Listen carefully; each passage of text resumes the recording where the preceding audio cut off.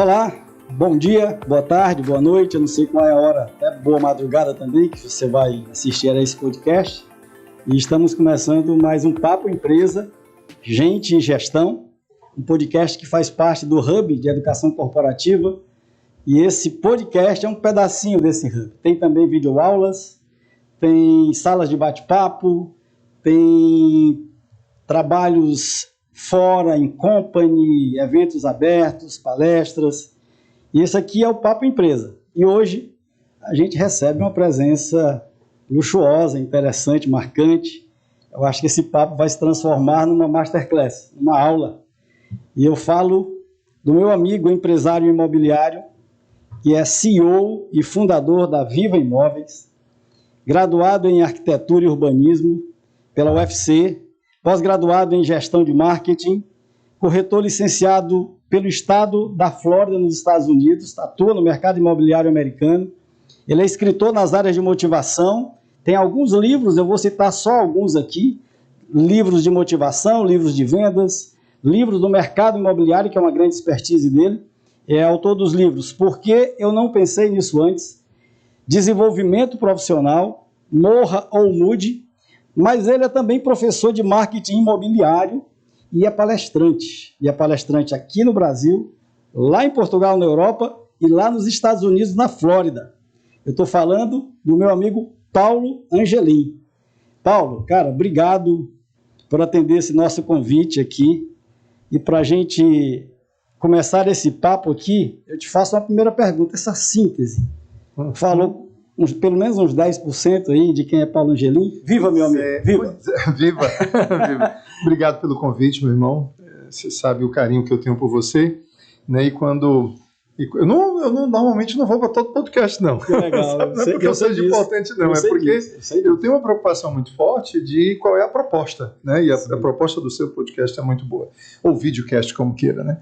Mas, enfim, o fato é o seguinte, é que quando a gente olha assim, currículo, currículo para que serve, né? Assim, mostra o que você já fez, né? Mas não lhe garante nada, porque, por exemplo, mudou completamente o vento, né? Mudaram todos os ventos, mudou a geografia, mudou tudo, absolutamente tudo, né? Mudou o tempo, e o que nós fizemos no passado não necessariamente nos assegura ou nos dá a certeza de que poderemos vencer nesse presente ou nesse futuro. O que nos trouxe até aqui não garante que a gente vá até lá. Não mesmo, né? Então, assim, eu olho para esse passado aí com muita alegria, com muita gratidão a Deus, sabe? Muita gratidão a Deus por ter podido viver isso tudo. Obviamente que a gente tira experiências que são atemporais, né? Experiências que a gente leva para o resto da existência, né?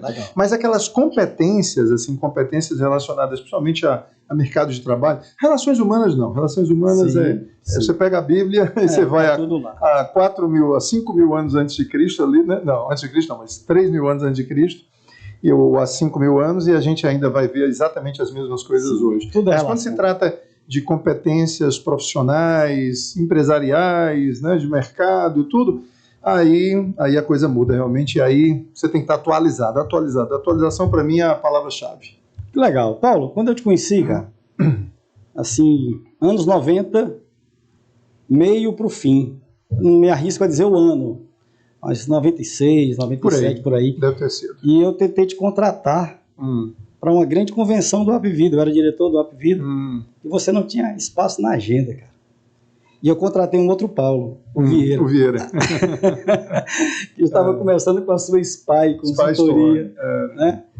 E, cara, esse é o começo da história. Teve alguma coisa antes? Como é que começou essa tua história, né, irmão? Ensinando empresas a serem melhores, pessoas a serem melhores, fazendo consultoria, desenvolvendo gente. Isso aí começou realmente no final dos anos 90. Por volta aí de 96, 97, quando eu me descobri como palestrante, como instrutor, como educador, depois da minha segunda passagem pela consultora Colmeia. Lá eu assumi uma gerência de marketing produto e foi necessário que eu começasse a expor, começasse a apresentar os empreendimentos para os corretores, tá certo? E para o mercado. E aí então foi aflorada esse meu lado de comunicação, enfim, e de palestras, treinamentos. Até então nunca tinha ministrado aulas ou qualquer coisa desse tipo, né? Mas foi exatamente aí. Quer dizer, eu fui dragado, eu fui trazido para dentro disso aí, não foi algo que eu construí intencionalmente, tá entendendo? Houve a necessidade de que se expusesse aquilo ali, de que se apresentasse. Mas foi marcante. Não tenho nem dúvida, foi muito marcante, porque eu me encontrei, primeiro que eu me encontrei, sim, adorei, né? E aí houve outra coisa muito importante. Se você for pegar o Ikigai, né? Sim, o Ikigai ele vai mostrar fantástico. Exatamente isso aí, porque não adianta só você gostar. Paixão, vocação. As pessoas começaram a dar o feedback também, que isso é extremamente importante, né? O mercado, a sociedade, aqueles que você está impactando, eles reconhecerem que existe valor naquilo que você está entregando. Sim. Né? Porque senão fica só algo... Produziu transformação, né? Pronto. Então, quando eu comecei a perceber isso aí, eu disse, opa, aqui está surgindo uma oportunidade. Né? Legal. Paulo, eu sei que você está numa expertise diferente agora, mas você, de alguma forma, continua fazendo isso nos dias atuais? Sim, na verdade estou voltando a fazer. Os anos mais, digamos assim, intensos, foi exatamente por volta de 10 anos, de 97 a 2007. De 97 a 2007, quando eu comecei a rodar o país inteiro, né? Levando essas palestras de desenvolvimento pessoal. Naquela época se falava muito de palestras motivacionais. Sim. Hoje em dia não se fala mais tanto nisso e não se usa mais essa abordagem.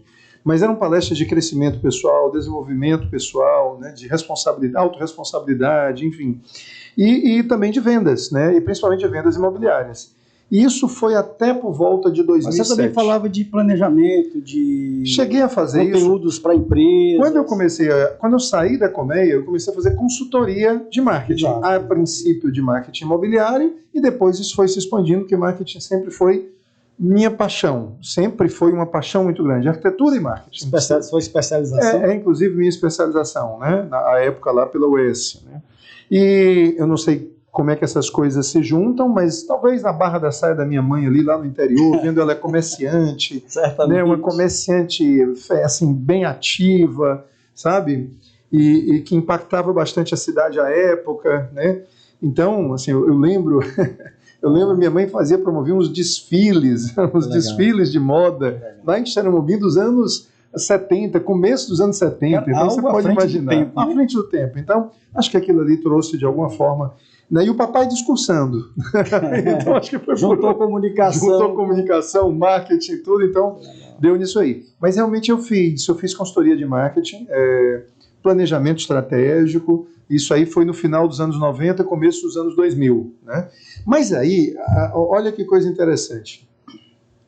Quando foi no final de 2000, não, quando foi em 2001, eu estava ministrando um treinamento de vendas. Eu confesso para você que essa é uma coisa que eu luto todo dia, sim, ainda, certo? É uma luta interior, uma luta da carne, né, do espírito contra a carne, mas é a questão da prepotência, da eventual... Às vezes eu falo com tanta convicção algo que passou arrogante e prepotente. Sim. Mas eu tinha uma certa empáfia de acreditar demais em mim mesmo, de ser... Porque a autoconfiança é interessante, é importante. Mas quando ela chega num determinado nível... Muita coragem tua falar dessa forma. Parabéns, cara. Que legal. Mas assim, quando ela chega num determinado ponto, nível, que aí ela se transforma, né, em arrogância, né, e nessa é um orgulho mesmo, é soberba, né? E aí então eu tive sempre que lutar contra isso aí, porque eu fui muito alimentado pela minha mãe. Olha as coisas como elas... Interessante, né? Lá em casa era assim, meu nome é Paulo Henrique, né? Então era o Paulo Henrique no céu, sabe? Assim, legal. Filho predileto. Não, filho predileto, e aquele menino, e eu sempre fui muito bom em colégio, e passei muito bem no vestibular, na UFC, aquela coisa toda. Então, era aquela... Isso, inclusive, me trazia problemas familiares, porque... Eu sei o que é isso. Pronto, né?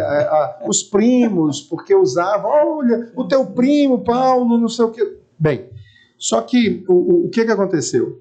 Eu fazia, cara, olha que eu diria para você que petulância, é um termo bem nosso aqui, cearense, né? Petulância, que eu ministrava treinamento de vendas para corretores sem ser corretor.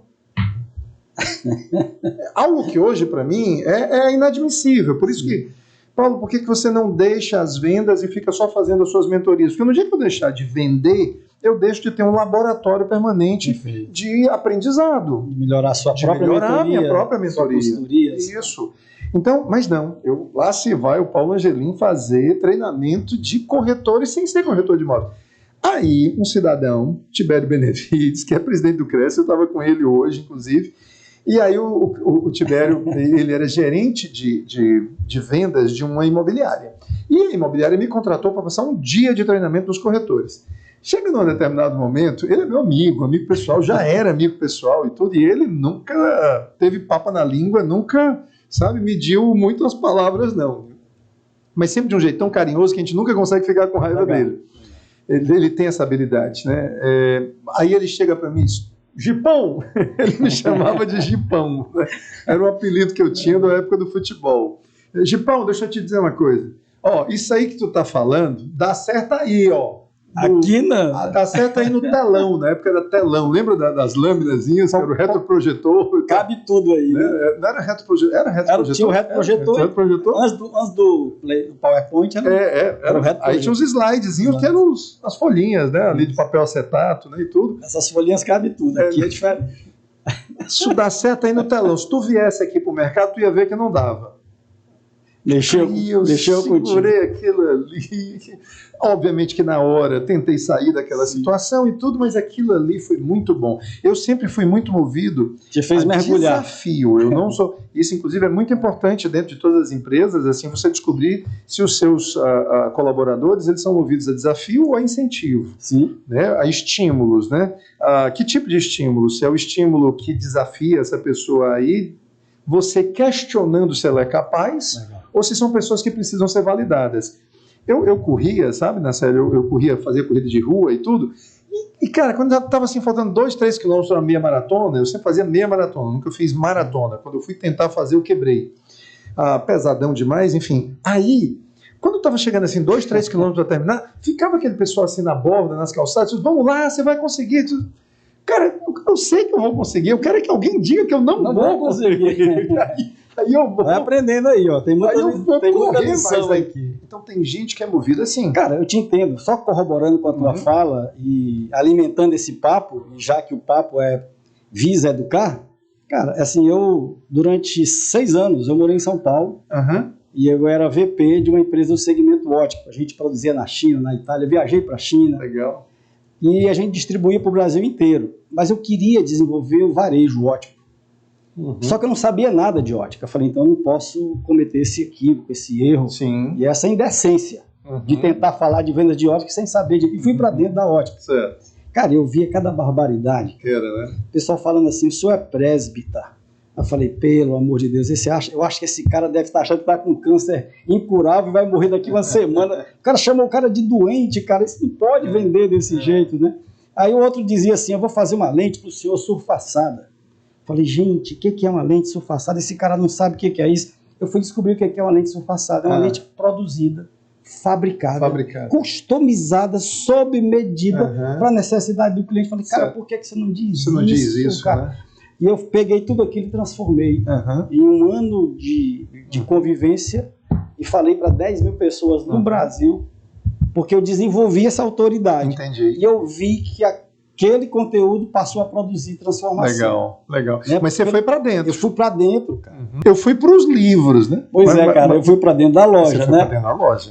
Mas o livro também ajuda, não ajuda? Não tenho dúvida que ajuda. eu sou um Mas eu era um teórico, eu era um mero teórico. Ok. O que eu passava, até hoje eu uso muito dos princípios, tá certo? Que eu aprendi, porque eu comecei a consumir material, inclusive de fora, aí entra o fato de eu dominar uma outra língua, né? No caso a língua inglesa, e aí fui recorrer a material de fora, tá certo? Onde é muito mais avançado, onde o estudo era muito mais avançado. Agora as coisas estão se nivelando muito, bastante. Né? A própria internet tomou, né, deu conta disso. Mas o fato é assim, por que eu considero pedância e petulância da minha parte? Porque eu não estava vivendo o mercado imobiliário. Eu acho que ninguém tem autoridade para falar sobre o assunto. Deixa eu te aliviar a tua alma um pouquinho. Cara, a dinâmica da venda é um processo dinâmico. Sim. A técnica da venda é algo, digamos assim, meio que universal. Ela se aplica aos diversos mercados, logicamente adequando se é varejo, o caminho é esse, se é um B2B, o caminho é aquele. Mas você não acha que pelo conhecimento vasto que você tinha digamos assim, da venda como processo dinâmico, da venda como técnica, isso de uma certa forma não seria mais adequar o argumental, Ótimo as narrativas do segmento de Pois é, ótima sua análise. Agora a questão era, meu filho, você está fazendo isso? Tá certo. Não. Por enquanto estava só nos livros mesmo. Né? Quando ele disse isso, aí eu fui processar, eu disse, cara, se eu quiser avançar nisso aqui, para eu construir autoridade, eu vou ter que ir para o mercado. Como você foi para dentro das lojas. Você foi para dentro das lojas. Sim. E aí você vivenciou essa experiência. Fiz um laboratório grande. Marcelo, quem tem mais autoridade para falar sobre sua vida? Sim. Você. Sim. Quem tem mais autoridade para falar sobre suas experiências e vivências empresariais? Você. Eu não tinha essas vivências. Eu tinha leituras, que é completamente diferente. Você está frente a frente de uma pessoa para tentar vender para ela, principalmente, um produto de valor agregado tão alto. Sim. Aí o que é que eu fiz? Eu disse, não, então eu tenho que entrar para o mercado.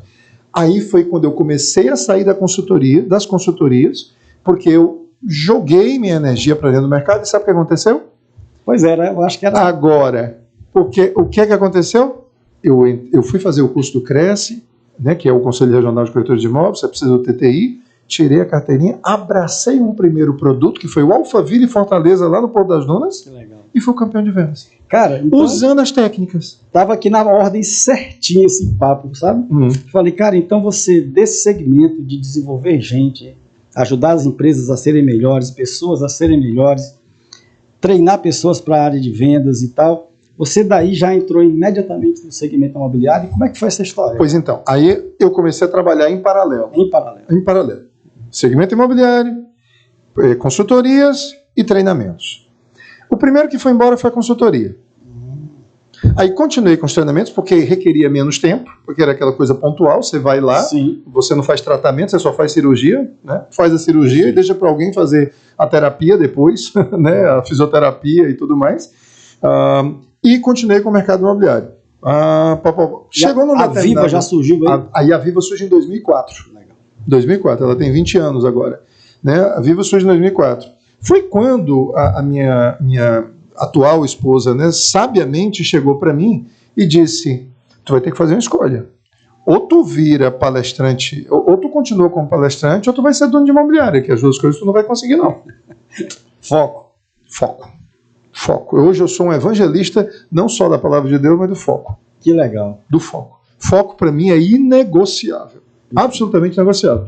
E eu ministrava palestras para correios, ou seja, para vários segmentos diferentes. Hoje, por exemplo, agora fazendo um avanço no tempo aqui rápido, Sim. E depois a gente volta.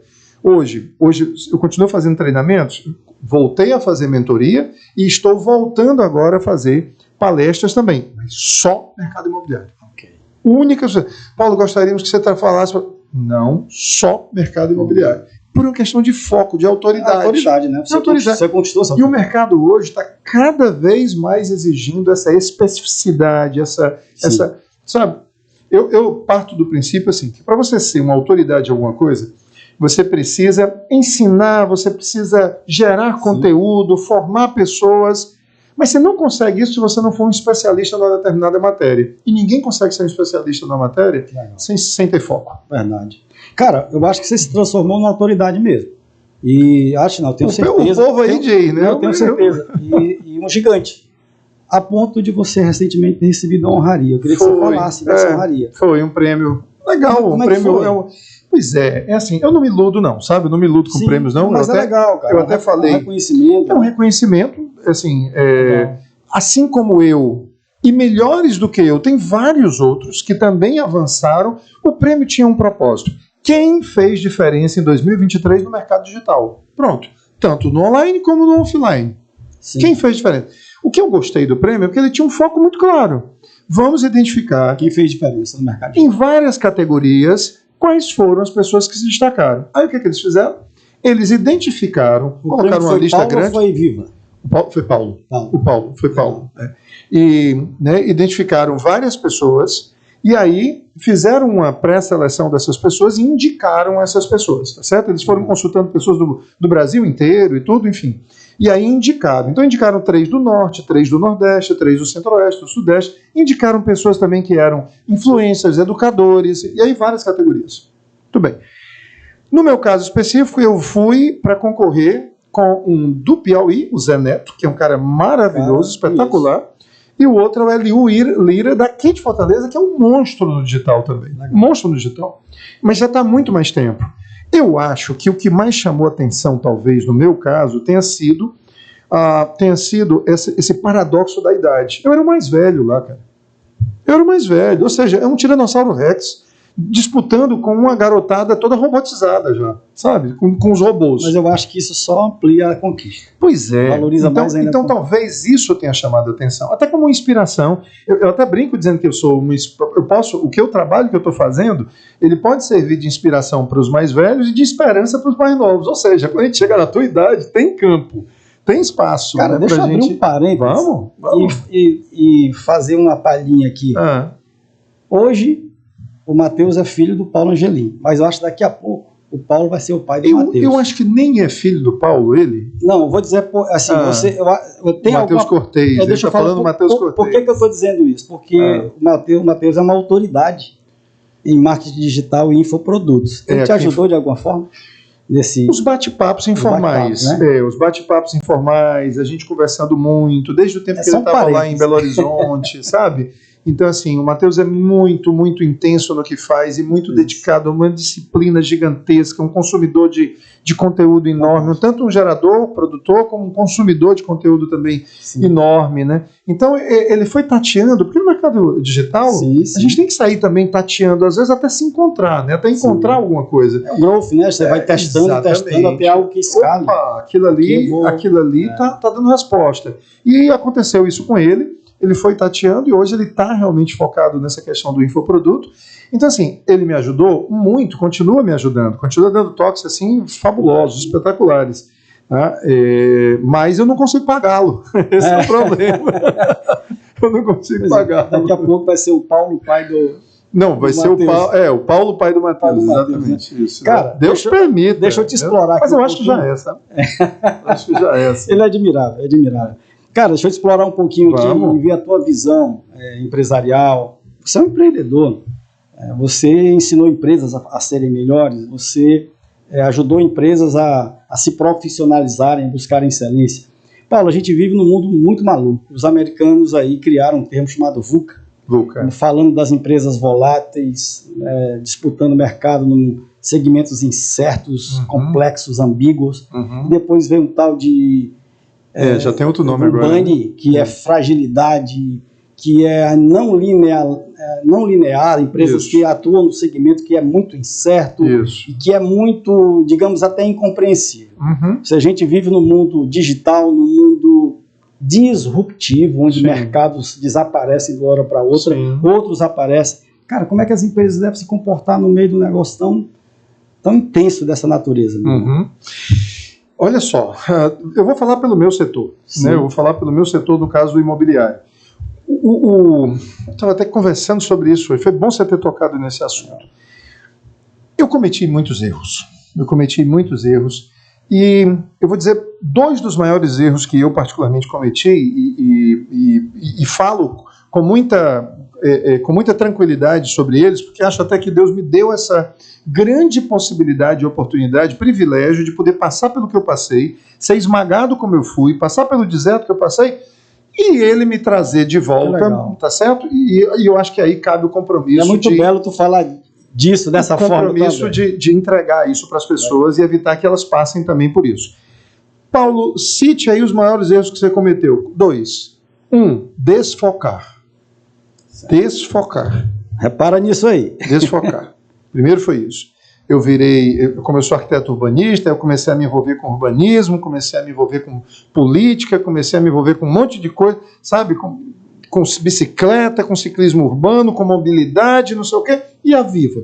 E cadê a empresa? E os meus sócios dizendo, Paulo, tu tá caminhando, tu tá entrando no antagonismo aí, tu tá criando para si próprio um antagonismo, ou seja, uma coisa dissonante que não vai conseguir se conciliar. Tu tá tomando lado político, e quando você toma lado político, você inevitavelmente polariza, cria tensionamento, e a gente tem que andar, a gente pode ter essas posições, mas no privado, não no público. Legal. E quando você vem para o público, desfoquei total.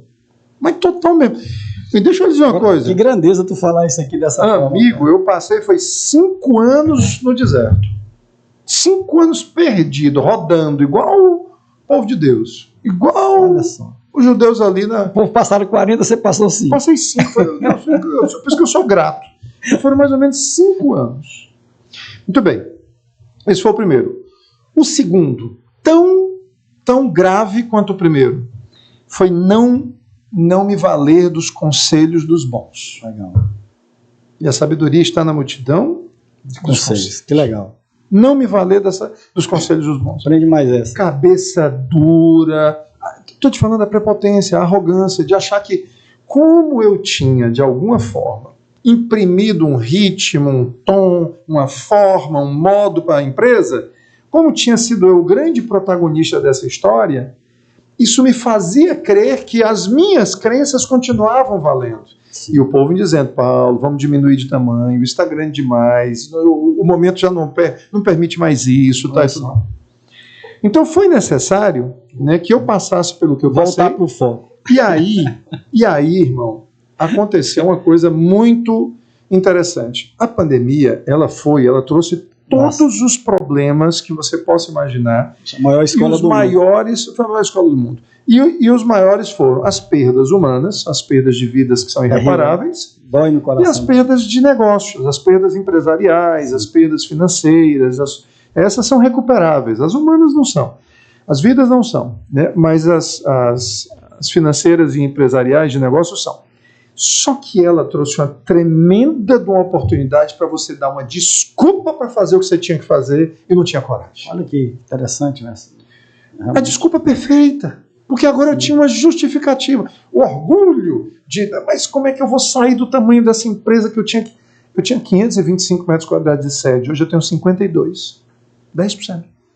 Mas se tornou mais eficaz, digamos. Muito mais produtivo. Muito mais produtivo, muito mais ganhou eficaz. Eficácia, né? Ganhei eficácia. Tá entendendo? Então, esses dois erros que eu cometi, assim, erros graves, muito graves, eles me proporcionaram um grande aprendizado. Aí é uma questão também de você ter essa atitude, sim, de querer aprender com tudo isso, né?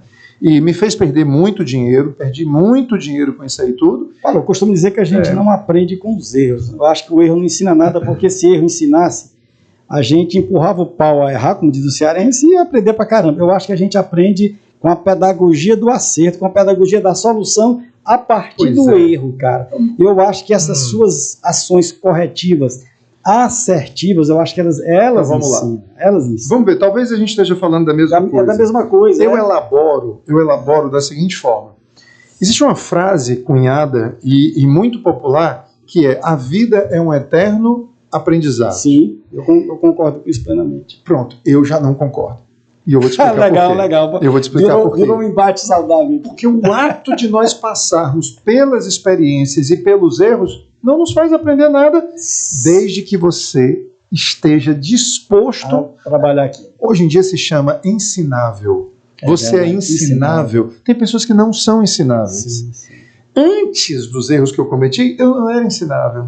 Eu concordo com essa frase só do ponto de vista que, por exemplo, se eu tiver 100 anos, eu vou continuar aprendendo. Não, porque se você achar que sabe tudo, você começou a morrer. Né? Não, entenda. Só por esse aspecto. Eu continuo acreditando que o caminho é o aprendizado. Tanto que se você quiser... Eterno. Não, se você quiser acelerar sua curva de resultados, acelere sua curva de aprendizado. Legal.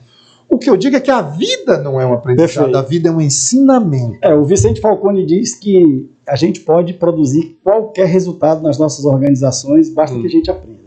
Mesmo que haja uma extrema ousadia de metas, se você não atingiu ainda, é porque você não aprendeu ainda. Na hora que você aprendeu, você vai lá e cumpre. Tu lembra de uma música que era do Beto Guedes? A lição sabemos de cor, sim, só nos resta aprender. A gente já sabe, que legal, mas não aprendeu ainda. Que legal, Paulo.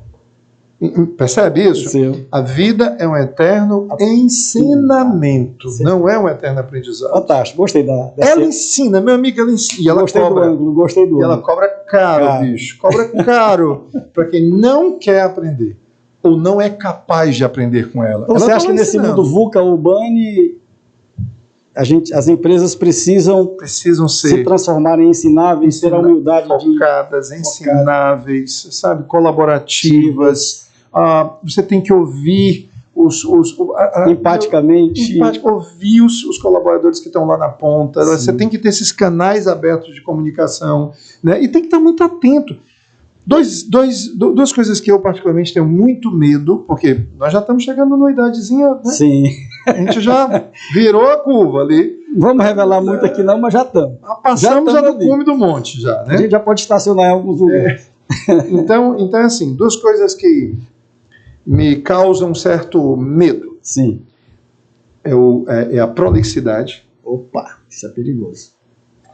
Já viram aqueles mais velhos que você pergunta... Isso é antítese de foco, né? Pois é. Isso é antítese de foco. Muito lero, muito arrodeio, muito... E aí você perde a objetividade, o pragmatismo, aquela coisa, sabe, incisiva que o foco tem. Eu gosto de frase, o Leonardo da Vinci diz que o mais alto grau da sofisticação é a simplicidade. É a simplicidade, cara. Simplicidade, primeira. Legal. E a segunda é a obsolescência. Sim. É parar de aprender. Sim. É parar de aprender. Mas parar de aprender não é parar de ler, parar de ouvir, não é parar de aplicar. Legal. Aplicação. É isso. Porque não existe aprendizado sem aplicação do conhecimento. Perfeito, cara. Não existe. Então o problema é que as pessoas estão se empanturrando de conhecimento. A oferta é absurda. A oferta é absurda para onde você se vira, mas elas não estão aplicando, por isso não estão aprendendo. Cara, eu tenho falado muito sobre as dimensões da competência. Eu participei de um estudo com seu amigo, falecido, nosso amigo Roberto Matoso. Saudosa memória. Muita saudade. E a gente desenvolveu juntos esse conceito. Eu participei desse conceito, das dimensões da competência. E a gente tem falado muito sobre hard skills, soft skills. E eu compreendo a importância essencial das competências técnicas. Mas, meu irmão, se não tiver a vontade de fazer, as competências do comportamento, decisão de fazer acontecer, pô, aprender para colocar em prática. Você, um apaixonado pelo Evangelho também, estava na ilha de Creta, só um casezinho rápido. Sim. Falei, não tem nada que está fazendo aqui, eu vou descansar nesse navio, já andei demais, hoje eu vou aproveitar. Não, tem o crânio do Tito numa igreja em Heráclion, que é a capital da ilha de Creta, que é a maior ilha grega. Falei, se tem a cabeça do Tito, vamos ver a cabeça do Tito. E eu fui ver a cabeça do Tito. Cheguei lá, uma igreja católica, rapaz, eu não sei como o padre consegue celebrar uma missa daquele jeito. O cara flash para tudo que é lado, uma feira livre. E o padre celebrando a missa e a gente olhando a cabeça do Tito. Por que eu contei essa história e o que eu tirei de proveito disso? Eu senti vontade de mergulhar no estudo da carta de Paulo a Tito. Tá, Tito. E tem um capítulo lá, uma passagem que me ensinou algo que vale muito para a minha vida. A graça se manifesta salvadora porque ela nos ensina para a vida. Para a vida. Não é para entesourar conhecimento, Sim, não. É para viver. Porque se você não vive o que você aprende, aquilo ali é uma barra de ouro no fundo do mar, que mesmo sendo ouro não vale coisa nenhuma. Nada. Então eu gosto muito dessa tua pegada prática. Se a gente aprende alguma coisa, meu irmão, você tem que pelo menos tentar colocar alguma coisa em prática. Porque na verdade você não aprendeu ainda. Verdade, verdade. Você não aprendeu ainda, você assimilou o novo conhecimento. Perfeito. Vá lá e coloque ele em prática. Haja a história do poder da ação do Paulo, né? Sim. Enfim, que não é dele, obviamente. Mas ele sistematizou legal, muito bem, e tudo, e trouxe, e levantou bem a bandeira. Como diz o Mateus, seu filho modelou bem. Modelou bem, né? Então, enfim, mas assim, essa coisa do aprendizado, sabe? Essa coisa do aprendizado contínuo, ela é muito importante, respondendo aí a sua pergunta, né? Cara, tem alguma sugestão aí para o segmento empresarial, assim, dentro desse... Deixa eu fazer uma coisa para você, que eu ia esquecendo aqui. Sim. Que aí eu acho que você está perguntando sobre sugestões. O objetivo do podcast é exatamente agregar alguma coisa aí para empresas, empresários, profissionais. Então é o seguinte, escute, ouça, se cerque de pessoas. Legal. Pessoas. Olha, o Abílio Diniz diz que é gente, processos e pessoas. Não tem... Pessoas e processos. Pessoas e processos. É pessoas e processos. Não tem jeito. Por exemplo, eu dedico boa parte desse prêmio que eu recebi, porque como foi um prêmio de reconhecimento, de influência, de desenvolvimento na arena digital, Na pior das hipóteses, a metade desse prêmio, 50%, é para essa jovem que veio aqui. Que legal. A Jéssica Saboia. Trabalhou bem, sabe? Não, A sua cara, equipe, né? eu não teria feito o que fiz, chegado onde cheguei, nessa questão do digital, sem a contribuição dela. Hoje, na série, sem brincadeira, eu devo intervir em 10% do que ela sugere. 90% fica valendo o que ela sugere. Legal. Sabe? Então, assim, é a confiança mesmo. Agora, você precisa ter a sensibilidade de saber se você está com a pessoa... Senso crítico para avaliar. Senso crítico, isso. Então, por isso eu digo, nós não precisamos ser experts em todas as áreas do digital, mas você precisa ter um mínimo de conhecimento sobre aquelas áreas. Então, eu tenho consumido bastante conteúdo também para poder saber, não necessariamente... saber para eu poder fazer a crítica. Porque fazer uma crítica sem qualquer tipo de conhecimento, sem qualquer tipo de matriz de conhecimento, aí são críticas bobas, tolas, que muitas vezes só fazem atrapalhar. Legal. Elas não acrescentam, elas não agregam. Tá entendendo? Então, eu tenho esse tipo de preocupação. E aí isso requer constante reciclagem, constante aprimoramento, constante requalificação. Então, os empresários precisam voltar para os bancos escolares. Precisam, que não são mais bancos. Hoje tem muitos meios. Bancos digitais. Bancos digitais, né? Tem muitos meios. Mas eu ainda acho muito importante a conversa presencial, sabe? A conversa presencial. Imagine, Marcelo, você colocar 10 empresários juntos para baterem papo, 4 horas batendo papo sobre negócios com uma certa orientação. Fantástico. Meu Jesus, 10 bons empresários. Sai coisa muito boa daí. Mastermind. Quando você espreme o negócio daquilo ali, você tira, você está com a essência mesmo, porque são pessoas que estão trazendo as suas vivências. Acho que essa é uma boa dica que você dá para as pessoas. Ó. Exercita mais isso aí. Participa de um corpo de pessoas que militam em segmentos diferentes, mas que você tem a proximidade. Muito importante essa coisa. E ouve uns aos outros aí, né? Isso. Legal. Então, assim, a gente muitas vezes tem grupos, né? Grupos de pessoas. Quem fala muito sobre isso é o Thiago Brunet, né? Sobre os amigos, os tipos de amigos que a gente tem. Ele fala sobre isso. Um livro dele que eu esqueci agora, sobre pessoas, alguma coisa assim. E a gente precisa definir alguns círculos assim. De amigos mais próximos, mas para conversar sobre negócios, conversar sobre empresas. Não é sobre transações, é sobre cultura, conceitos. Você está entendendo? Então, cases, misturar história. Não funcionou lá, cara, eu fiz isso, não sei o que, tá, e tudo. É muito importante que a gente tenha isso. Cara, Paulo, caminhando para o final, eu sei que você tem um tempo aí curto, você tem outros compromissos, mas, cara, você também é um cara de fé. E como é que está essa caminhada hoje? Eu sei que isso faz uma grande diferença para a tua vida. Eu tive uma experiência extraordinária. Quero transformar isso em algo regular. Eu quero ir lá mais no Bom Samaritano. Quero ir uma vez por semana lá. Legal, me misturar lá com aquelas pessoas. Isso inspira a minha vida, né? Como inspirou a tua. Cara, fala um pouquinho aí desse momento. Não sei como é que você vai trazer essa... A nossa luta é constante contra o ego. Sim. O ego está na essência do pecado, está na essência da nossa indisciplina ou desobediência a Deus. Ele está lá em Adão. O ego está lá em Adão, está em Eva. Ele está desde o princípio, né? Fala-se, inclusive, que o orgulho nada mais é do que o ego inflado, né? Do que esse ego inflado. Sim. O projeto Bom Samaritano, o tempo todo ele esvazia. Essas conquistas, resultados, vendas, negócios, dinheiro que chega entra. Lá. Aí eu vou lá e... Que legal. Só para vocês entenderem, gente, o Bom Samaritano é um projeto que tem por Operação Resgate. Operação Resgate talvez seja mais importante ainda do que o Bom Samaritano, porque ela dá o propósito. E o propósito é tirar as pessoas das ruas. Sim. Não é alimentá-los nas ruas. Mas, assim, óbvio que agir com misericórdia para com eles, alimento, banho, roupas, porque isso é o de imediato, mas é capacitá-los, prepará-los para saírem daí e voltarem a caminhar, é reencaminhá-los. Né? Inclusive tem um erro aí, as pessoas chamam de moradores de rua, não são pessoas que vivem em condição de rua, porque rua não é lugar de ninguém morar. Pessoas em situação de rua. Situação de rua. Mas você sabe o que é pior? Sim. Aí a gente começa a se intricar mesmo, se envolver, né, com a vida deles, com as histórias deles, enfim, as realidades deles.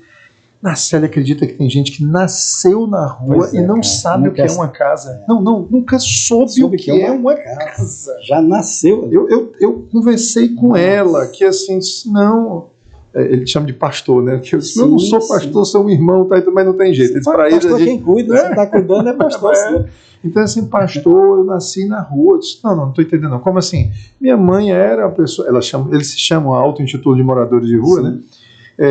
Minha mãe era moradora de rua, eu nasci na rua, me criei na rua e estou aqui até hoje na rua. Olha, eu disse, eu não acredito, não. Você nunca teve uma casa? Não, eu não sei o que é uma casa. Cara, é conviver ao avesso, né? Nossa. É como se você vivesse ao avesso. E tem aqueles que associam a rua à liberdade. Também não tem mais saída ali, né? Porque é uma tremenda da escravidão, ela vira uma escravidão. Mas enfim, então assim, consociar essas coisas, né? Por exemplo, a Viva.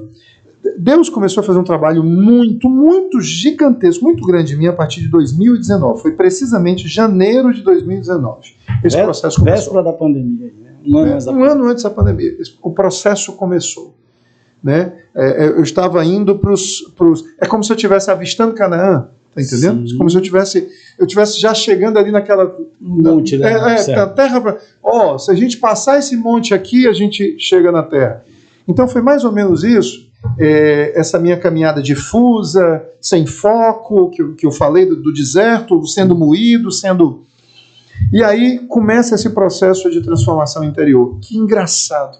Não começou pela igreja. Começou por fora, começou por pessoas que começaram a trabalhar. De novo, um Tony Robbins da vida, como é que é o nome dele? Meu Deus do céu, Graziosi, rapaz, me esqueci agora, o Dean, Dean Graziosi, que era outro cara que fala também sobre essas questões emocionais e tudo. Tony Robbins é um craque nisso, né? Não, Tony Robbins é um craque, o Anthony Robbins é Tony Robbins, né? Só que aí sabe o que aconteceu? Em paralelo, começou aquela ansiedade, espera aí, mas eu já tinha uma história na palavra, já tinha uma história de caminhada na igreja e na palavra, isso aqui está na palavra. Que legal. Aí continuava. E a palavra está na vida. Isso aqui está na palavra, isso aqui está na Bíblia. Eu disse, rapaz, eu tô querendo ir atrás de versão, quando no original tá tudo, tá entendendo? Que legal.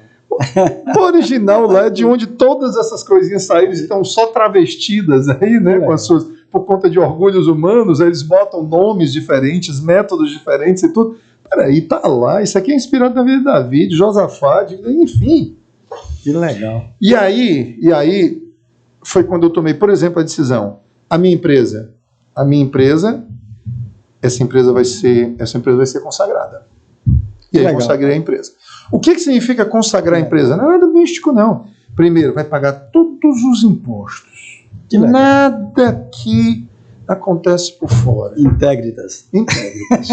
Vai pagar tudo. Tudo. E não só isso, ela vai dizimar também. Que legal. Ela vai dizimar também. Mas não só isso. Abençoar pessoas. Não. Pronto, ela vai abençoar pessoas, ela vai edificar vidas. Ela vai sustentar. Hoje a Viva, ela existe para edificar vidas, edificar pessoas no Evangelho e sustentar obras do Reino. Pode parecer para alguns que é romântico da parte da gente, mas, cara, isso é lindo e eficaz, cara. Deixa eu dizer uma coisa para você. É abençoador, abençoa e nos ajuda a abençoar. Deixa eu dizer uma coisa para você. Como eu tive problema lá dentro. Que legal, cara. Que legal você. Esse teu testemunho é fantástico. Nunca mais eu tive problema lá dentro. É sério, estou falando para você. E é engraçado quando você começa a viver isso, porque isso é muito bonito quando você põe nas. Né, eu estou vendo ali, inclusive, tem uma coisa legal, tem uma frase: pratica o que você posta. É uma frase legal. Né? É uma frase legal. E que tem a ver com integridade, tem a ver com coerência, que está lá. Né? Não seja ouvinte negligente, mas operoso praticante. Sim. Né? Está lá a mesma coisa. Está lá em Tiago. Está lá em Tiago. Está lá. Quer dizer, se eu me aprofundo no conhecimento disso aqui e na aplicação disso aqui na minha vida diária, muda tudo. Ou, inclusive, essa semana o Tiago Brunet está com uma solução para o mundo. Ele tem assim são umas séries, né, de 5 dias. Né? O Tiago Brunet, para mim, assim, é uma pessoa muito interessante. Não que eu o considere como um guia espiritual, mas é alguém que faz uma ponte muito legal. E aí eu escuto aplicando 2 Tessalonicenses 5. Examinai todas as coisas, fica com o que é bom e se aparta do que não precisa. Mas só que como eu tenho acompanhado já há algum tempo e eu rejeitei, eu não estou vendo propaganda aqui dele não, mas assim, nossa, ele está mudando tudo.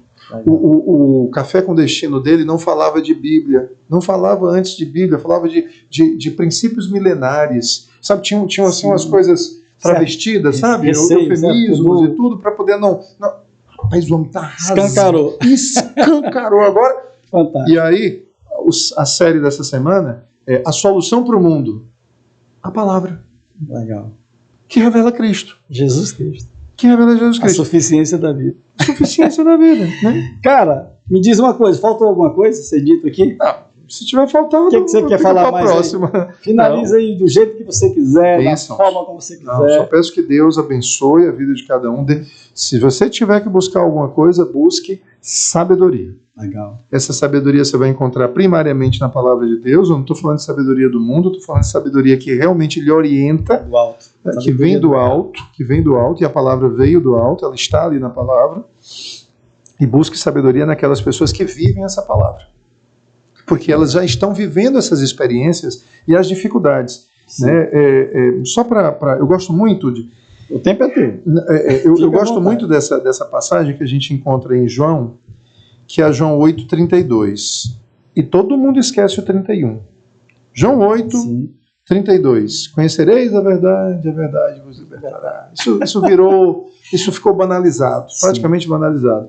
Mas Jesus diz assim: se permanecerdes na minha palavra, na minha verdade, que é a verdade. Se permanecer, olha só, se você viver, é só chegar permanecer na minha palavra, aí vocês vão ser meus discípulos. Legal, é isso. Vocês só vão ser meus discípulos se vocês viverem, botarem em prática, aplicarem essa palavra. E aí, meu filho, você for perdoar, você for parar seu tempo e desviar sua caminhada para atender a necessidade de alguns, ser misericordioso, generoso, humilde e íntegro.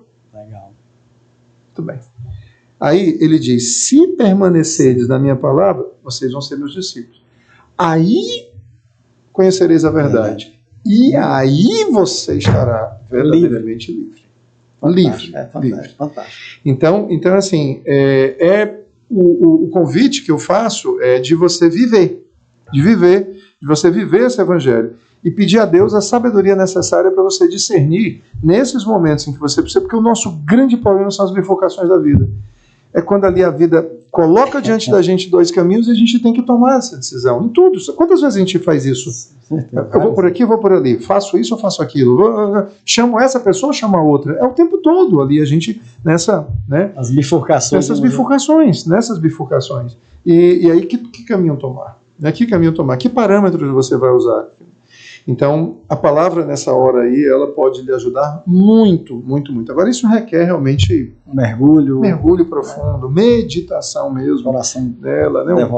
Voltado, dedicado, realmente a conhecê-la, mas a conhecê-la para vivê-la. É isso, né? Não é só eu antes... Porque a graça se manifestou salvadora nos ensinando a viver. Para a vida. Para a vida. Eu pregava e tudo, mas era buscando reconhecimento. A motivação era errada. Eu buscava validação, Cara, você fez várias afirmações muito corajosas aqui. Mas era, eu buscava conhecer, eu tinha orgulho de conhecer, sabe onde é que estavam os versículos, e tudo mais, para impressionar. Era para impressionar. Essa foi o que Deus fez comigo? Meu filho, você tem essa habilidade de comunicação. Vá lá para aqueles moradores lá, ou pessoas em situação de rua, você vai falar agora para essa multidão. Que legal, cara. Porque aí não tem perigo de você... Aí não é por vaidade. Não tem nem como. Eles não vão poder te dar absolutamente nada disso aí. Que legal. Então você vai fazer realmente a obra que precisa ser feita. Então tem sido assim. O nosso grande desafio é viver isso no mercado imobiliário. Fantástico. Dentro da Viva, é viver isso no mercado imobiliário. Que legal. Cara, obrigado. Privilégio, honra, um luxo ter a tua presença aqui. Nós falamos hoje, agora, com o empresário imobiliário, CEO e fundador da Viva Imóveis, Paulo Angelim, arquiteto, né, pós-graduado em marketing, um cara que ajudou empresas a serem melhores e que hoje milita com foco no mercado imobiliário na sua Viva Imóveis. Paulo, Viva. Viva, agora eu vou fazer só uma última sugestão. Sim. Rasgue isso aí tudo e coloque só o seguinte. Legal. Não, rasgue isso aí tudo e coloque só o seguinte. Vou fazer aqui do jeito que você falou. Um cristão, servo de Jesus Cristo, que tenta desesperadamente viver o evangelho no mercado imobiliário. Sensacional. E na vida. Pronto. Cara, obrigado. Eu que agradeço. Até a próxima.